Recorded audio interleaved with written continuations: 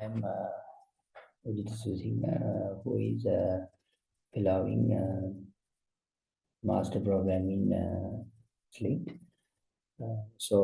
Today I'm going to give a brief idea on one real world problem which has been solved by the machine learning. So basically, the if I describe the uh, real world problem, actually it is related to image captioning. So basically, when you take a image, it's there are a lot of fields where we need to identify what is actually happening in the image, or that we could simply call that as some kind of a caption for the image, right? So in various fields, this scenario is going to apply. So, so today here I am going to discuss about how we can solve this real world problem using machine learning algorithms, right? So that's the first thing. So when I'm doing this one first, I wanted to decide what would be the data set I have to use.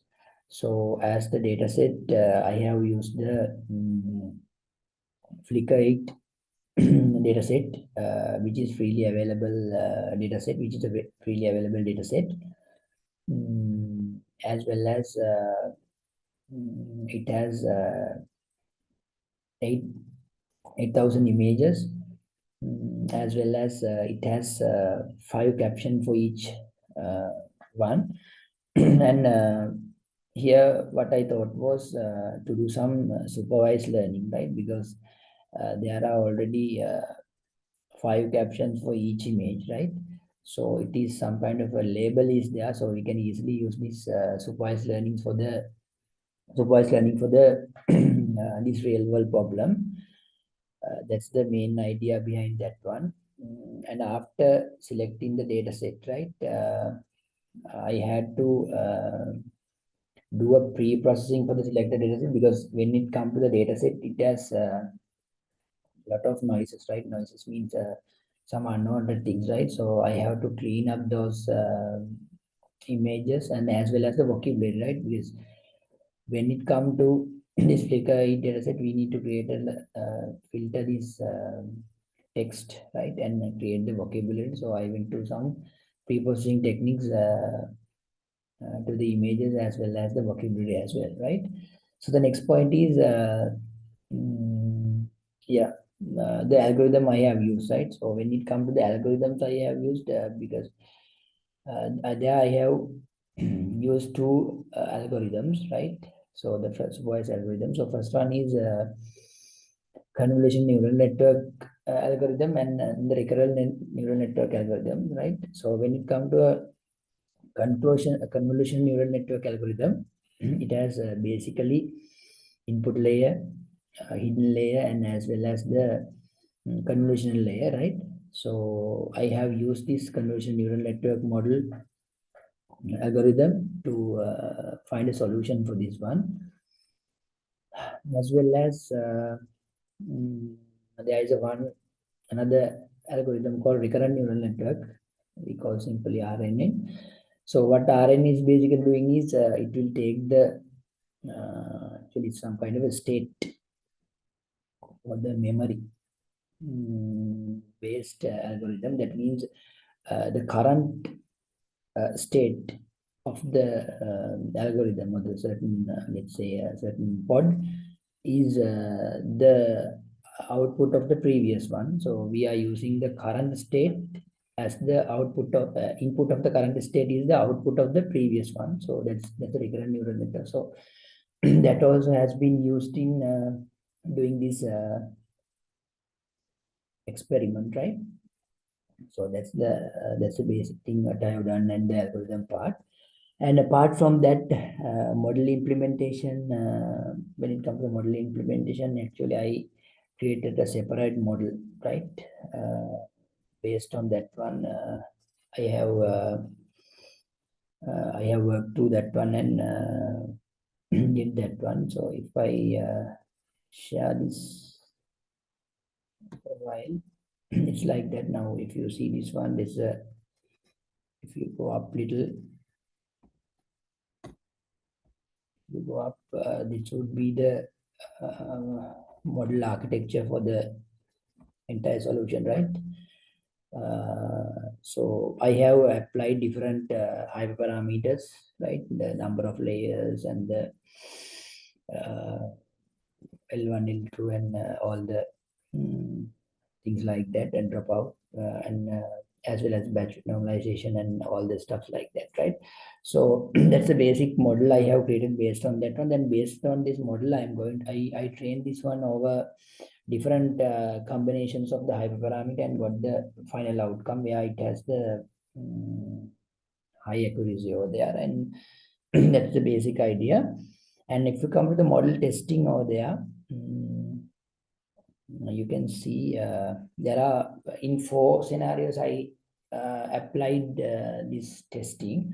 The first one was for the CNN model and the RNN model, and combine them with some kind of 5 parameters. So the optimizer, I have used the Adam optimizer, and ReLU and the soft function as the activation function, and category cross entropy as the loss function, with 0.5 dropout regularization used. So as well as the number of epochs, I limited to one first, right? So it will create this kind of modular structure. And after that, I had some output like that in tensor board, right? So, and I input a one image which is actually outside of the data set. So it will clearly identify that some images with that one, as well as in the training data set, than the testing data set, right? So in the testing data set, if I use this one, that also taken over there. And if I go to the scenario that of the data set actually, right? You can see here, I have taken extract this data set from Flickr data set, and I have segregated this data set into a certain ratio, right? Based on this ratio, I have selected few for the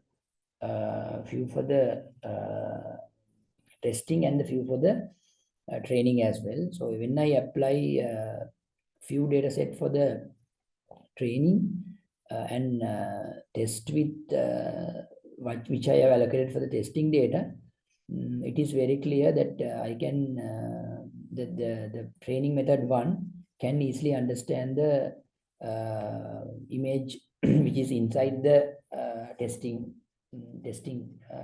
data set. And even though that is some images can understand within this first testing scenario, there are some mistakes as well, right?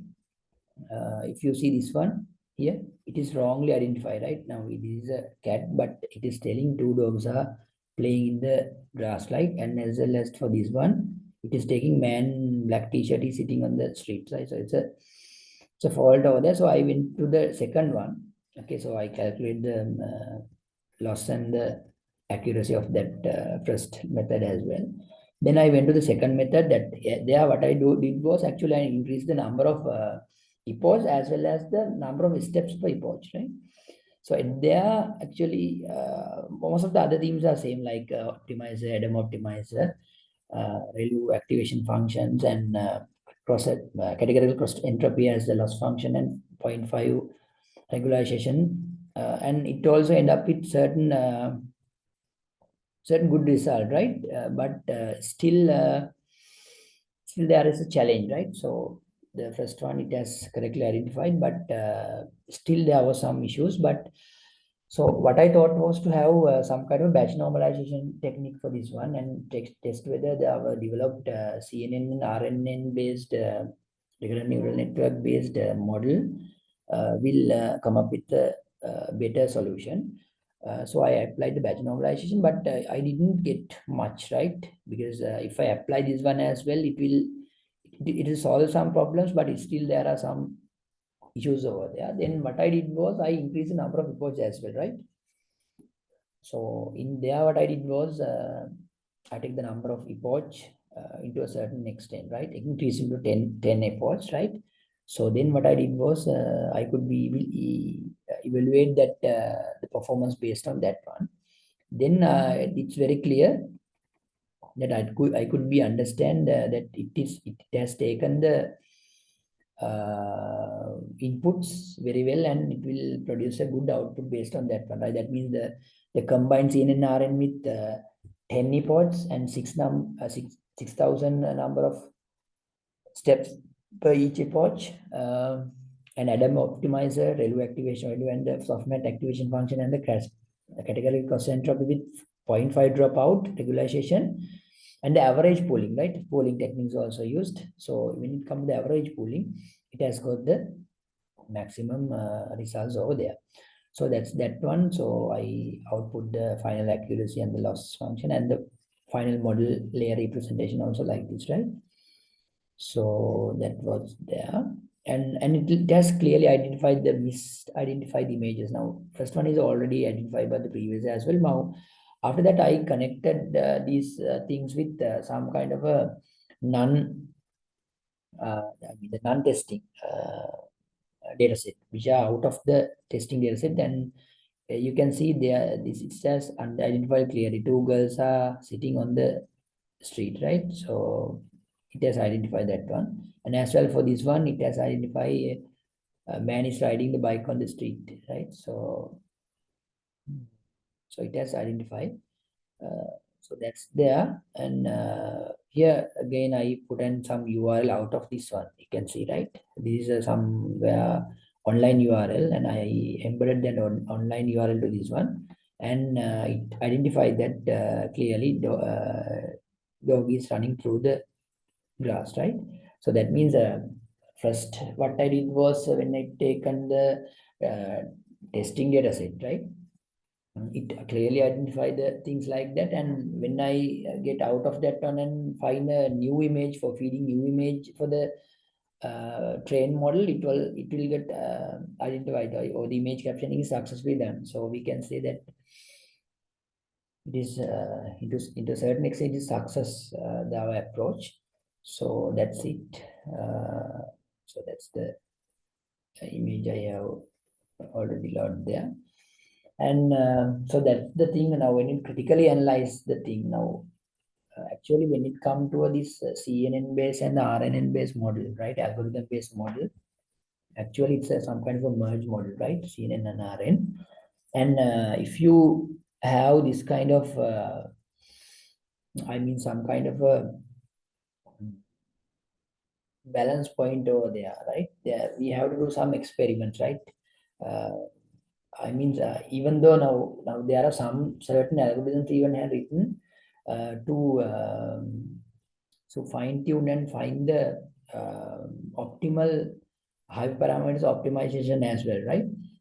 So I did four experiments based on that, because there is no hyperparameter optimization algorithm used, but only we use for the CNN RN